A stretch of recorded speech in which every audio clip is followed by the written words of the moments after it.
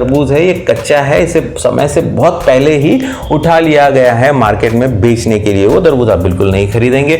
दूसरा पॉइंट, जिसका white colour का मार्क होता है वो भी आपको नहीं खरीदना चाहिए। लाल मीठा और रसीला तरबूज आखिरकार कैसे खरीदे? जी हाँ, आज का यही वीडियो होने वाला है। काफ़ी इंपॉर्टेंट ये विषय है दोस्तों। आप सभी को पता है जैसे कि गर्मियाँ शुरू हो चुकी है और इतनी गर्मी में जहाँ हम बाहर जाते हैं तो हम देखते हैं कि ज़्यादा भीड़ तो आजकल नहीं है कोरोना की वजह से, लेकिन जो है वाटरमेलन या तरबूज की दुकानें भरमार पड़ी हुई है और बड़े सारे वहाँ पे तरबूज हमें दिखाए जाते हैं। हम कुछ लोगों को देखते हैं जो अजीबोगरीब तरीके से न जाने से कुछ सोचते हैं। कोई ऐसे टैप करके देख रहा है, कोई इसको ऐसे करके देख रहा है, न जाने क्या क्या सोच के वो तरबूज खरीद लेते हैं। तरबूज खरीद तो लेते हैं, उन्हें लगता है जो भी टेस्ट वो कर रहे हैं शायद उसकी वजह से उन्हें एक लाल मीठा रसीला तरबूज मिल जाएगा, लेकिन बेहद सारे लोगों को ये पता ही नहीं होता है कि आखिरकार वो टेस्ट क्या कर रहे हैं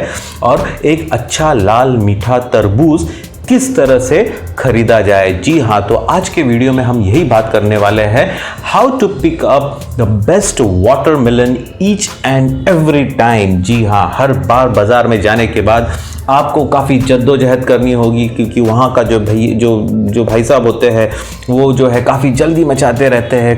हो सकता है आपके आजू बाजू भी काफ़ी भीड़ हो और आप ज़्यादा समय नहीं दे पाते हो और नहीं समझ पाते हो कि भाई आखिरकार तरबूज किस तरह से खरीदा जाता है, और आप कुछ तो भी एक तरबूज ले लेते हो, पैसे अपने गवा देते हो। घर पे आने के बाद जब उसे काट के देखते हो तब पता पड़ता है कि भाई नहीं, ये तो एक सही तरबूज नहीं था और हमारा जो पैसा है वो बर्बाद हो गया, क्योंकि नहीं उसे आप खा पाते हो, नहीं उससे आप कोई मज़ा ले पाते हो, तो भाई पैसे की तो बर्बादी हो ही गई। लेकिन दोस्तों एक चीज़ मैं आपको बता दूं, वैसे कोई अच्छा तरबूज और ख़राब तरबूज नहीं होता है भाई, ये तो भगवान की देन है।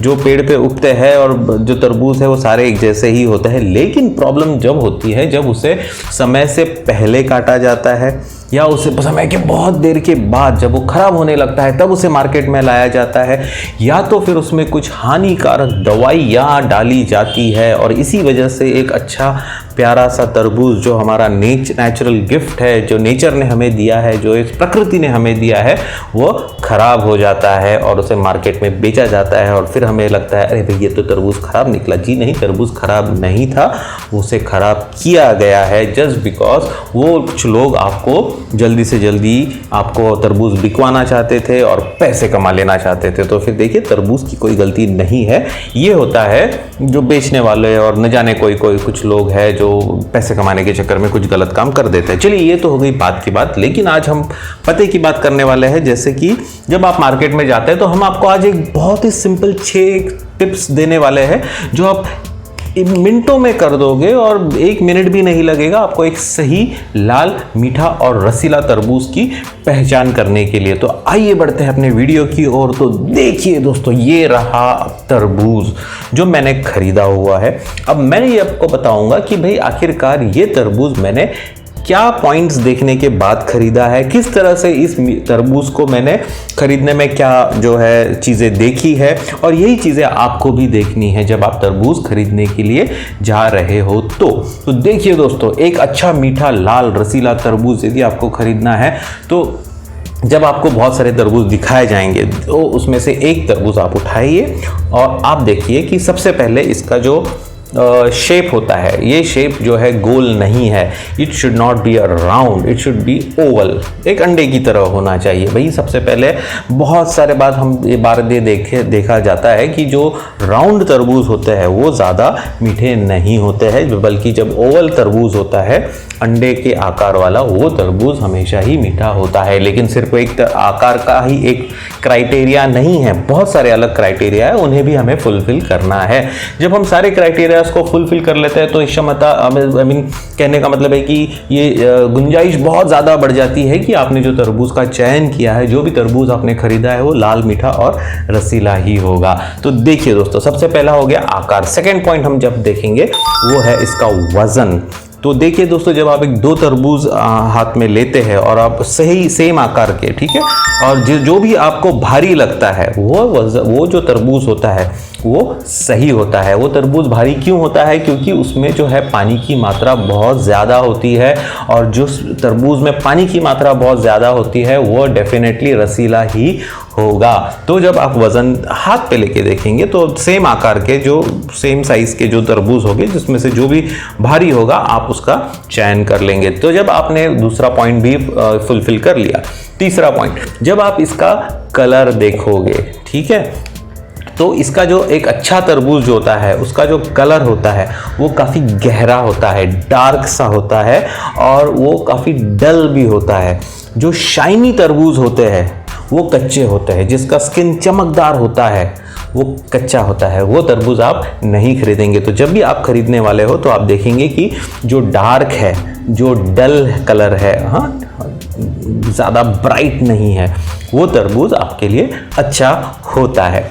पॉइंट नंबर 4 ये है कि भाई ये जो कहा, देखो ये जो मार्क दिख रहा है, इस मार्क को कहा जाता है फील्ड मार्क, फील्ड स्पॉट। अब इसका मतलब क्या होता है? देखिए, जब ये तरबूज ज़मीन पर इस तरह से होता है, जब वो अपने जो है पौधे से लगा हुआ होता है और ये इस तरह से ज़मीन पे रहता है, तो जहाँ पे जो बाकी का हिस्सा है जो सनलाइट के संपर्क में आता है वो तो काफ़ी अच्छी तरीके से हरा भरा सारा हो जाता है, लेकिन जो नीचे का जो है ये जो पैच है वो ज़मीन के साथ इस तरह से रहता है, और इसकी वजह से यहाँ पे ज़्यादा सनलाइट नहीं मिल पाती है, और इसीलिए वो ज़्यादा कलरफुल नहीं रहता है, वो ग्रीन नहीं हो पाता है।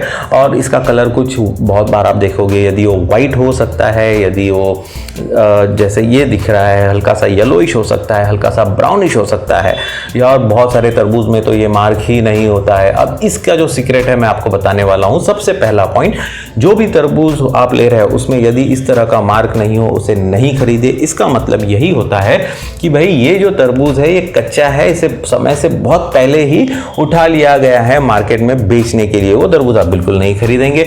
दूसरा पॉइंट, जिसका वाइट कलर का मार्क होता है वो भी आपको नहीं खरीदना चाहिए, क्योंकि वाइट कलर का मार्क है, इसका मतलब है कि वो ज़्यादा मैच्योर नहीं हो पाया है अभी तक।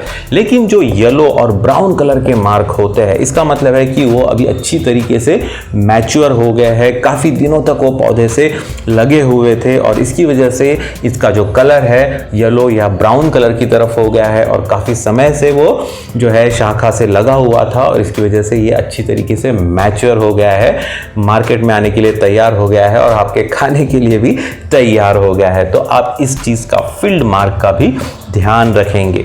पॉइंट नंबर, शायद मैं पॉइंट की जो है उसे पॉइंट गिनना भूल गया हूँ, लेकिन अब हम चलेंगे अगले पॉइंट की ओर जो बहुत ही इंपॉर्टेंट है दोस्तों, वो है ये स्टेम मार्क। जब भी आप मार्केट में जाओ और जब भी देखो कि ये इसके ऊपर एक जो है स्टेम, जो डंगाल है वो लगी हुई है, उसे आप बिल्कुल नहीं लीजिए। इसका मतलब ये होता है कि भाई उसको जो है उन्होंने कैंची से या किसी और वस्तु से काट दिया है। अब ये है इसका मतलब कि जब ये मैच्योर नहीं हुआ था, मैच्योर यदि वो हो जाएगा तो ये जो स्टेम मार्क नहीं होगा, ये अपने आप टूट जाता है, यहाँ से स्टेम अपने आप निकल जाता है, उसे काटने की ज़रूरत नहीं होती है। लेकिन जब उसे वक्त से पहले ही जो है मार्केट में लाया जाता है तब वो स्टेम वहाँ पे होती है और उसे उन लोग इस तरह से काट देते हैं। तो अगर आपको यहाँ पे कोई स्टेम दिख रही हो तो उसे आप नहीं लीजिएगा।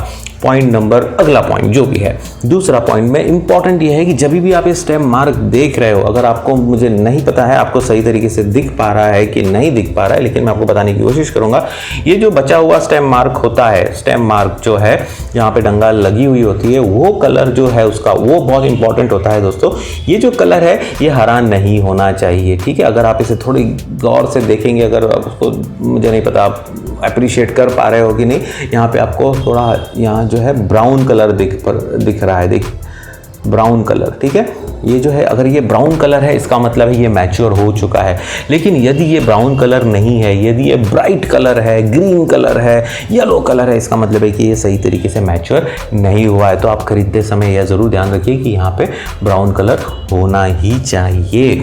अगले पॉइंट की ओर, इसे कहते हैं टैप टेस्ट। अब ये टैप टेस्ट का मतलब क्या होता है? आप देखेंगे भाई दुनिया में जब भी आप बाहर जाते हो तरबूज खरीदने के लिए तो बहुत सारे लोग टिंग टिंग टिंग टिंग टिंग टिंग करते जाते हैं और न जाने क्या सोचते, वो पता नहीं क्या लेना चाहते हैं और कुछ करते हैं और अपना डिसीजन बना लेते हैं। लेकिन आज हम आपको साइंटिफिक बात बताएंगे, इसकी वजह से आप जब भी चयन करोगे तो आपका तरबूज लाल, मीठा और रसीला ही निकलेगा। और ये बहुत इंपॉर्टेंट टिप है जिसको आप समझ लीजिए, क्योंकि ये आपको एक अच्छा तरबूज खरीदने में मददगार साबित होगा। तो देखिए, इसे टैप टेस्ट कहा जाता है। टैप टेस्ट का मतलब यही होता है कि भाई जब हम टैप करते हैं तो इसमें से आवाज़ जो निकल रही है उसे हम किस तरह से एनालाइज करते हैं। तो देखिए, यदि कोई कच्चा सा यदि ये होगा, ठीक है, अब गिन के चलिए। देखिए, इसमें बेसिकली यही होता है कि एक अच्छा तरबूज जो होता है, अच्छा जो लाल, मीठा, रसीला और सही समय पर जिसे मार्केट में लाया गया है, वो तरबूज जो होता है, जब उसके ऊपर आप टैप करेंगे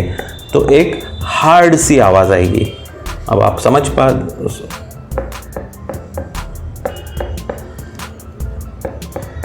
ये हो गई हार्ड सी आवाज़, ठीक है। लेकिन यदि आपने कोई दूसरा तरबूज लिया, जब उसके ऊपर आप टैप कर रहे हो तो आवाज़ काफ़ी दबी सी आ रही है, ठीक है ना। हार्ड का मतलब है, आप गिन के चलिए, एक जब आप एक तबले के ऊपर मारते हैं, अब तबले की आवाज़ तो नहीं आने वाली, लेकिन उस इंटेंसिटी की आवाज़ टांग टांग, क्योंकि ये उस तरह की आवाज़ आएगी आपको। लेकिन जब आप एक अच्छा वाला तरबूज नहीं ले रहे हो, तब उसको जब आप मारोगे, इस तरह से बजा के देखोगे तो आपको एक दबी सी आवाज़ आएगी।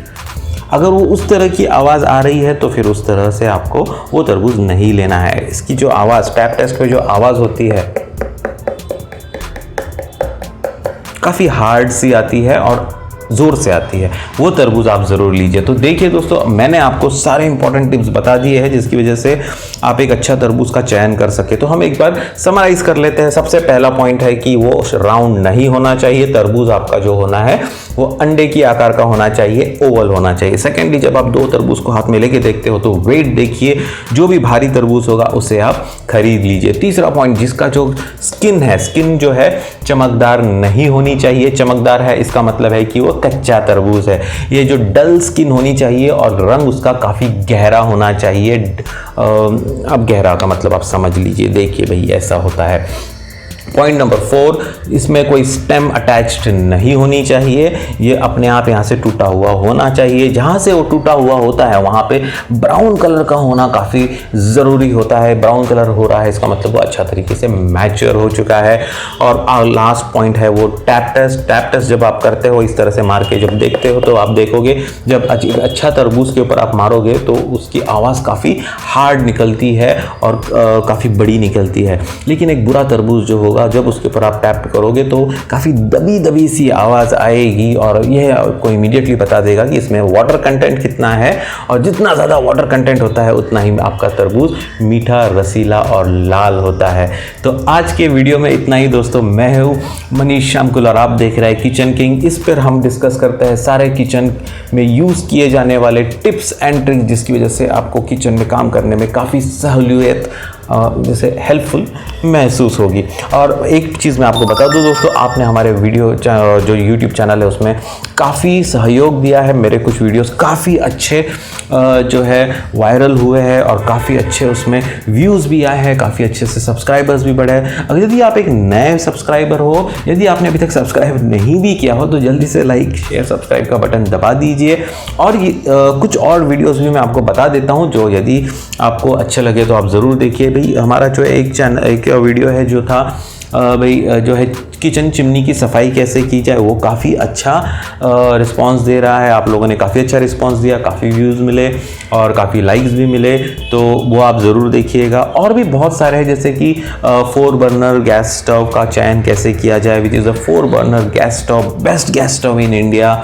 और हैंड ब्लेंडर का चयन किस तरह से कीजिए जो कि 100 रुपये के भी नीचे हो, बिल्कुल उसका भी वीडियो का मैंने लिंक नीचे दे दिया है, आप उसे भी ज़रूर देखिए।